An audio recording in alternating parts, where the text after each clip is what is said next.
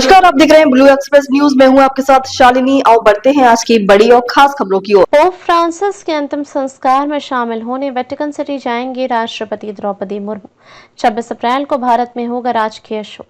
राष्ट्रपति Draupadi Murmu pope Francis के राजकीय अंतिम संस्कार में शामिल होने के लिए 25 से 26 अप्रैल को 2 दिवसीय यात्रा पर वेटिकन सिटी जाएंगी। विदेश मंत्रालय MEA ने गुरुवार को एक आधिकारिक बयान में यह जानकारी दी है।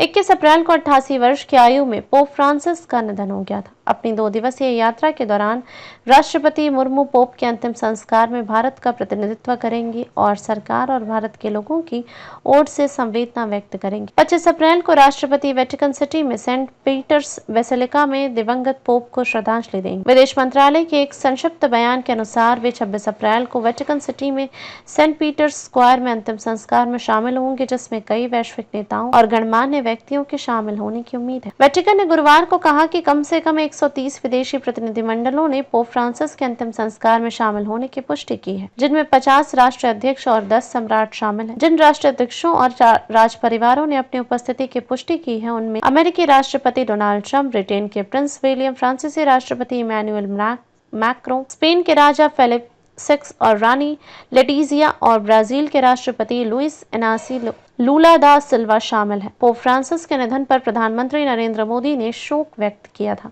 और कहा था कि भारत के लोगों के प्रति पोप का स्नेह हमेशा याद रखा जाएगा। उन्होंने कहा, पोप फ्रांसिस के निधन से बहुत दुख हुआ है। दुख और स्मरण के इस घड़ी में वैश्विक कैथोलिक समुदाय के प्रति मेरी हार्दिक संवेदनाएं हैं। पीएम मोदी ने एक्स पर एक पोस्ट कर लिखा, पोप फ्रांसिस को दुनिया भर से लाखों लोग हमेशा करुणा, विनम्रता और आध्यात्मिक साहस के प्रतीक के रूप में याद रखेंगे।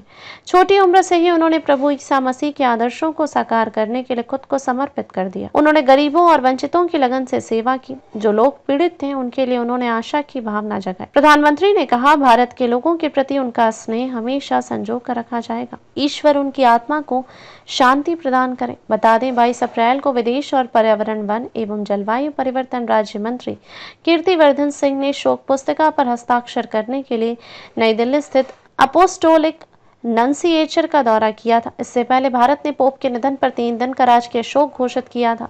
भारत ने गुरुवार को घोषणा की कि 26 अप्रैल को पोप फ्रांसिस के अंतिम संस्कार के सम्मान में राजकीय शोक मनाया जाएगा।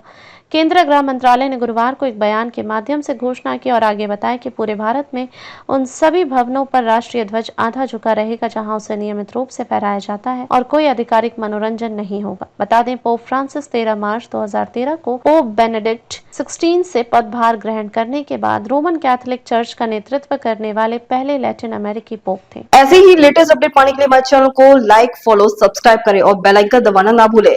अगर आप हमें फेसबुक, ट्विटर या इंस्टा के माध्यम से देख रहे हैं तो हमें फॉलो और कमेंट करें। धन्यवाद।